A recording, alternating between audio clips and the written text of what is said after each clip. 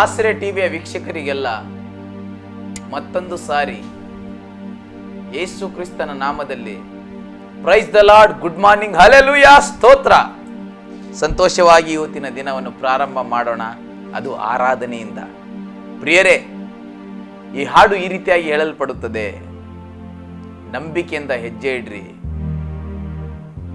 ನಿಮ್ಮ ಜೀವನದಲ್ಲಿ ನಿಮ್ಮ ಓಟ ಜಿಂಕೆಯಂತೆ ಇರಲಿ ಎಂಬುದಾಗಿ ಈ ರಾಗವನ್ನು ಹಾಡಿ ದೇವರ ನಾಮವನ್ನು ಮಹಿಮೆ ಪಡಿಸಿಕೊಳ್ಳೋಣ.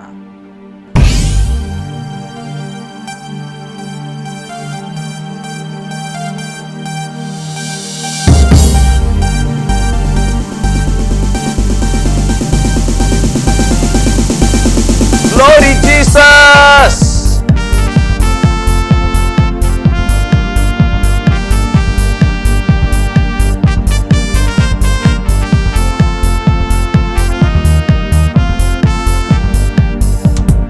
ನಂಬಿಕೆಯ ಹೆಜ್ಜೆ ಇಡುವೇನಾ, ಜಿಂಕೆಯಂತೆ ಓಡಿ ಸಾಗುವೆ. ನಂಬಿಕೆಯ ಹೆಜ್ಜೆ ಇಡುವೇನಾ, ಜಿಂಕೆಯಂತೆ ಓಡಿ ಸಾಗುವೆ. ವಾಕ್ಯವನ್ನು ಹಿಡಿದು ಹಾರುವೇನಾ, ಹಾರಿ ಲೋಕವೆಲ್ಲ ಸಾರುವೆ. ವಾಕ್ಯವನ್ನು ಹಿಡಿದು ಹಾರುವೇನಾ, ಹಾರಿ ಲೋಕವೆಲ್ಲ ಸಾರುವೆ.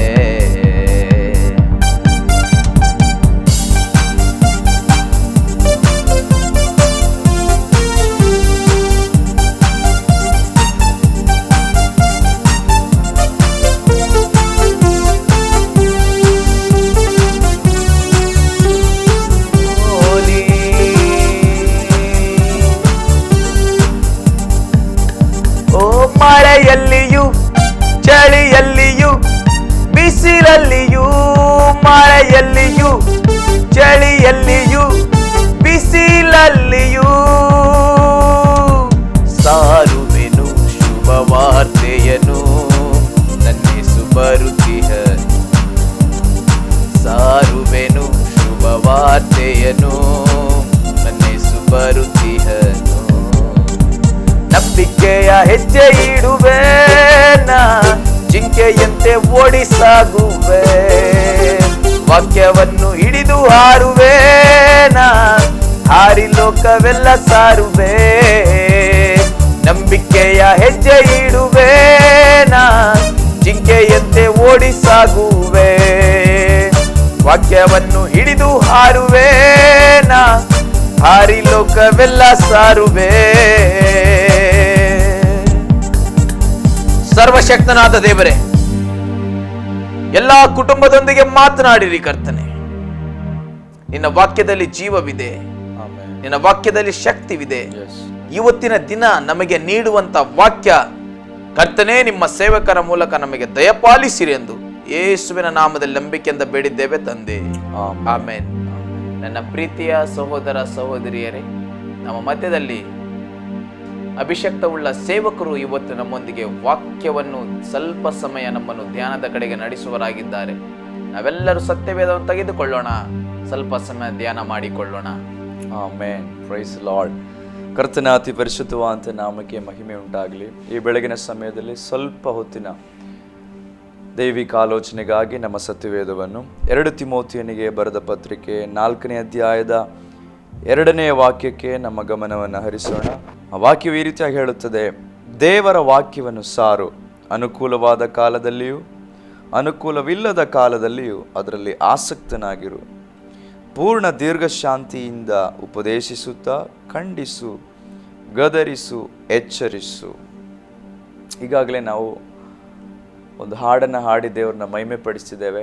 ಆ ಹಾಡಲ್ಲಿ ಬಿಸಿಲಲ್ಲಿಯೂ ಮಳೆಯಲ್ಲಿಯೂ ಚಳಿಯಲ್ಲಿಯೂ ದೇವರ ವಾಕ್ಯವನ್ನು ನಾನು ಸಾರುವೆನು ಎಂಬುದಾಗಿ ಆ ಭಕ್ತನು ಹಾಡಿದ್ದಾನೆ.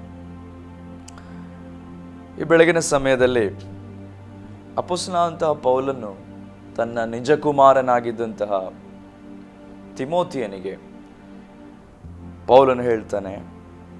ಯಾವಾಗ ಹೇಳ್ತಾನೆ ಅಂತ ಹೇಳಿದ್ರೆ, ಪೌಲನು ಇನ್ನೇನೋ ಸ್ವಲ್ಪ ಸಮಯದಲ್ಲಿ ತಾನು ಈ ಲೋಕವನ್ನು ಬಿಟ್ಟು ಹೋಗಲಿಕ್ಕೆ ಇದೆ ಅಂತ ಆಗುವಾಗ, ತನ್ನ ಮರಣ ಕಾಲವು ಹತ್ತಿರವಾಗಿದ್ದಾಗ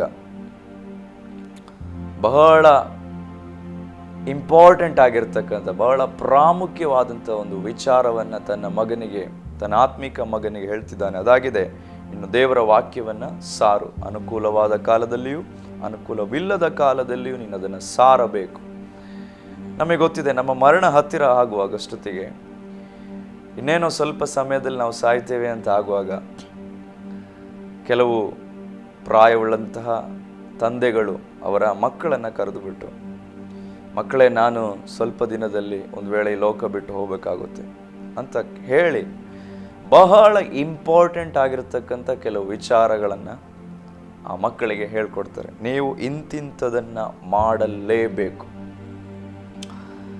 ಸಾವಿನ ಅಥವಾ ಮರಣದ ಸಮಯ ಹತ್ತಿರವಾದಾಗ ಯಾರು ಕರೆದುಬಿಟ್ಟು ಕತೆ ಹೇಳ್ಕೊಂಡು ಕೂರಲ್ಲ, ಇಲ್ಲ ಅದು ಇದು ಮಾತಾಡಿಕೊಂಡು ಟೈಮ್ ಪಾಸ್ ಮಾಡಲ್ಲ. ಬದಲಾಗಿ ಏನು ಬಹಳ ಪ್ರಾಮುಖ್ಯತೆ ಇದೆಯೋ ಅದನ್ನು ನೀವು ಮಾಡಲೇಬೇಕು ಎಂಬುದಾಗಿ ಹೇಳಿ ಅವರಿಗೆ ಎಚ್ಚರಿಸ್ಬಿಟ್ಟು ಅವರು ಈ ಲೋಕವನ್ನು ಬಿಟ್ಟು ಹೋಗ್ತಾರೆ. ಪೌಲನು ಕೂಡ ಈ ಲೋಕವನ್ನು ಇನ್ನೇನು ಬಿಟ್ಟು ಹೋಗಬೇಕು, ಮರಣಕಾಲ ಹತ್ತಿರ ಆಯಿತು ಅಂತ ಆಗುವಾಗ ತನ್ನ ಮಗನಾದ ತಿಮೋತಿಯನಿಗೆ ಹೇಳಲಿಕ್ಕೆ ಇನ್ನೇನೂ ಇಲ್ಲ, ಹೇಳಲಿಕ್ಕಿರುವಂಥದ್ದು ಇಷ್ಟೇ, ದೇವರ ವಾಕ್ಯವನ್ನು ನೀನು ಸಾರಬೇಕು, ಅನುಕೂಲವಾದ ಕಾಲದಲ್ಲಿಯೂ ಅನುಕೂಲವಿಲ್ಲದ ಕಾಲದಲ್ಲಿಯೂ. ಪ್ರಿಯರೇ, ಈ ವಾಕ್ಯವನ್ನು ಹೇಳಿ ನಿಮ್ಮನ್ನು ಭಯಪಡಿಸ್ತಾ ಇಲ್ಲ. ನಮ್ಮ ಮರಣಕಾಲ ಹತ್ತಿರ ಆಯಿತು ಅಂತ ಹೇಳಿ ಯಾರೂ ಭಯಪಡಬೇಡಿ. ಮರಣಕಾಲ ಅಲ್ಲ ಇಲ್ಲಿನ ವಿಷಯ. ನಮ್ಮ ಮುಂದೆ ಸಮಯವಿಲ್ಲ, ನಮ್ಮ ಮುಂದೆ ಸ್ವಲ್ಪವೂ ಸಮಯವಿಲ್ಲ. ಕೆಲಸವೋ ತುಂಬ ಉಳಿದಿದೆ. ಅದಾಗಿದೆ ಯೇಸು ಸ್ವಾಮಿ ಹೇಳಿದ್ದು, ಬೆಳೆಯು ಬಹಳವಾಗಿ ಬೆಳೆದು ನಿಂತಿದೆ, ಕೆಲಸಗಾರರಿಲ್ಲ. ಯೋಹಾನ ಸುವಾರ್ತೆ 4ನೇ ಅಧ್ಯಾಯ 35ನೇ ವಚನದಲ್ಲಿ ಯೇಸು ಸ್ವಾಮಿ ಹೇಳ್ತಾರೆ, ಇನ್ನು 4 ತಿಂಗಳಿಗೆ ಸುಗ್ಗಿ ಬರುತ್ತದೆ ಅಂತ ನೀವು ನೆನೆಸಬೇಡಿ. 4 ತಿಂಗಳು ಇದೆ ಇನ್ನು ಸುಗ್ಗಿ ಬರಲಿಕ್ಕೆ ಅಂತ ಕಾಯೋದು ಬೇಡ. ಬದಲಾಗಿ ಬೆಳೆಯು ಬೆಳ್ಳಗಾಗಿ ಬೆಳೆದು ನಿಂತಿದೆ. ಸುಗ್ಗಿಯ ಕಾಲಕ್ಕಾಗಿ ಕಾಯಬೇಡಿ, ಹೋಗಿ ಕೊಯ್ಯಬೇಕಾದಂಥ ಸಮಯವಾಗಿದೆ ಇದು. ಪ್ರಿಯರೇ, ಅನೇಕ ಸಲ ನಮಗೆ ಸುವಾರ್ತೆ ಸಾರಲಿಕ್ಕೆ ಸನ್ನಿವೇಶಗಳನ್ನ ಪರಿಶುದ್ಧಾತ್ಮನ ಒದಗಿಸಿಕೊಡ್ತಾರೆ. ನಾವೇನು ಮಾಡ್ತೀವಿ ಅಂತ ಹೇಳಿದ್ರೆ, ಇವತ್ತು ಬೇಡ, ಇಲ್ಲ ಈ ವಾರ ಬೇಡ, ಇಲ್ಲ ಮುಂದಿನ ವಾರ ಸಾರೋಣ ಅಂತ ನಾವು ಅನೇಕ ಸಲ ಆ ಸಮಯಗಳನ್ನ ಕಳ್ಕೊಳ್ತಾ ಇದ್ದೀವಿ. ಇಲ್ಲಿ ಕಾಲದಲ್ಲಿಯೂ ಅನುಕೂಲವಾದ ಕಾಲ, ಅನುಕೂಲವಿಲ್ಲದ ಕಾಲ ಅಂತ ಹೇಳುವಾಗ ಅದು ನಮ್ಮ ಮಾನಸಿಕ ಆಲೋಚನೆ ಪ್ರಕಾರವಾಗಿರತಕ್ಕಂತಹ ಕಾಲವು ಕಾಲವಲ್ಲದ ಸಮಯವೂ ಆಗಿದೆ. ದೇವರು ಯಾವಾಗಲೂ ಸಿದ್ಧರಾಗಿದ್ದಾರೆ, ಪರಿಶುದ್ಧಾತ್ಮನು ಯಾವಾಗಲೂ ಸಿದ್ಧರಾಗಿದ್ದಾರೆ. ನಾವು ಅನೇಕ ಸಲ ಅಂದ್ಕೊಳ್ತೀವಿ, ಈ ಸಮಯದಲ್ಲಿ ಸಾರಕ್ಕಾಗಲ್ಲ, ಆಮೇಲೆ ಸಾರೋಣ ಅಂತೆಲ್ಲ ನಾವು ಅಂದ್ಕೊಳ್ತೀವಿ. ಆದರೆ ಪವಿತ್ರ ಆತ್ಮನು ಯಾವಾಗೆಲ್ಲ ನಮಗೆ ಸಮಯವನ್ನು ಕೊಡ್ತಾರೋ, ಅದೊಂದು ವೇಳೆ ಬಿಸಿಲಿನ ಸಮಯವಾಗಿರಬಹುದು, ಚಳಿಗಾಲದ ಸಮಯವಾಗಿರಬಹುದು, ಇಲ್ಲ ಯಾವುದಾದ್ರೂ ಪ್ರತಿಕೂಲದ ಸಮಯವಾಗಿರಬಹುದು, ಇಲ್ಲ ನಾವು ಏನಾದರೂ ಸೋತಿರತಕ್ಕಂಥ ಸಮಯವಾಗಿರಬಹುದು. ಎಲ್ಲೆಲ್ಲಿ ಪವಿತ್ರಾತ್ಮನ ಒಂದು ಸಮಯವನ್ನು ಒದಗಿಸಿಕೊಡ್ತಾರೋ ಅಲ್ಲಿ ನಾವು ಸುವಾರ್ತೆಯನ್ನು ಸಾರಲೇಬೇಕು. ಈ ದಿವಸ ನೀವು ಬೆಳಗಿನ ಈ ಸಮಯದಲ್ಲಿ ಈ ದಿವಸವನ್ನು ಆರಂಭಿಸ್ತಾ ಇದ್ದೀರಿ. ಪರಿಶುದ್ಧಾತ್ಮನು ನಮಗೋಸ್ಕರ ಕಾಯ್ತಾ ಇದ್ದಾರೆ. ಹಲ್ಲೆಲೂಯಾ. ಆತನ ಕೆಲವು ಸನ್ನಿವೇಶಗಳು ನಮಗೆ ಒದಗಿಸಿಕೊಡ್ತಾರೆ. ನಾವು ಅದನ್ನು ಮಿಸ್ ಮಾಡದೆ, ನಾವು ಅದನ್ನು ಆ ಶುಭವಾರ್ತೆಯನ್ನು ಅಥವಾ ನಾವು ತಿಳಿದ ಸತ್ಯವನ್ನು ನಾವು ಧೈರ್ಯದಿಂದ ಸಾರುವರಾಗಿರೋಣ. ಇದು ನಾಳೆಗೋಸ್ಕರ ಇಡಬೇಕಾದ ವಿಚಾರವಲ್ಲ, ಇವತ್ತೇ ಅದು ಮಾಡಿ ಮುಗಿಸಬೇಕಾದ ವಿಚಾರವಾಗಿದೆ. ಅನೇಕ ವಿಷಯಗಳು ಹೇಳಲಿಕ್ಕೆ ಉಂಟು, ಸಮಯವು ಸಾಲದೆ ಇರೋದರಿಂದ ನನ್ನ ಮಾತುಗಳನ್ನ ಮುಗಿಸ್ತಾ ಇದ್ದೇನೆ. ಈ ವಚನಗಳ ಮುಖಾಂತರ ದೇವರು ನಿಮ್ಮನ್ನು ಆಶೀರ್ವದಿಸಲಿ. ಆಮೆನ್. ದೇವರು ನಮ್ಮೊಂದಿಗೆ ಮಾತನಾಡಿದ ವಿಷಯಕ್ಕಾಗಿ ಸ್ತೋತ್ರವಾಗಲಿ. ಎಂತಹ ಸಮಯವಾದರೂ ದೇವರ ಸೇವೆಗಾಗಿ ನಾವು ಸಿದ್ಧರಾಗಿರೋಣ, ಪ್ರಾರ್ಥನೆ ಮಾಡಿಕೊಳ್ಳೋಣ. ತಂದೆಯಾದ ದೇವರೇ, ಇನ್ನು ಮಾತನಾಡಿದ ವಿಧಾನಗಳಿಗಾಗಿ ಸ್ತೋತ್ರ. ಈ ಕುಟುಂಬಗಳಲ್ಲಿ ಒಬ್ಬರು ನಂಬಿರಬಹುದು, ಆದರೆ ಅವರು ತೀರ್ಮಾನ ಮಾಡಿಕೊಳ್ಳಲಿ. ಮಳೆ, ಚಳಿ, ಬಿಸಿಲು, ಎಂಥ ಪರಿಸ್ಥಿತಿ ಆದರೂ ಪರವಾಗಿಲ್ಲ, ನಾನು ಯೇಸು ಕ್ರಿಸ್ತನನ್ನು ಸಾರುವುದಕ್ಕಾಗಿ ನಾನು ನಂಬಿಕೆ ಹೆಜ್ಜೆ ಇಡುವನಾಗಿದ್ದೇನೆ.